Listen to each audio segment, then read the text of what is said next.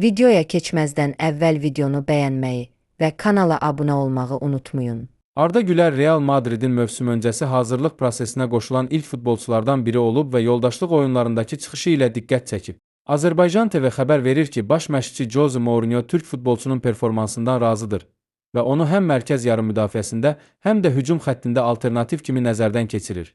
İspaniya mətbuatının məlumatına görə bununla yanaşı Real Madrid Yan Diomande və Rodri'nin transferini başa çatdırmaq üçün çalışmalarını davam etdirir. İddia olunur ki, bu keçidlər reallaşacağı təqdirdə Arda Güler və Bernardo Silva əsasən ehtiyat oyuncular skamyasında yer alacaqlar. Mənbənin yazdığına görə hər iki futbolçu Mourinho'nun planlarında vacib yer tutsa da, əsas heyətin daimi üzvü olmayacaq və rotasiyada istifadə ediləcək. Azərbaycanda və dünyada olan ən son xəbərlərdən xəbərdar olmaq üçün Azərbaycan TV kanalına abunə ol və bəyən.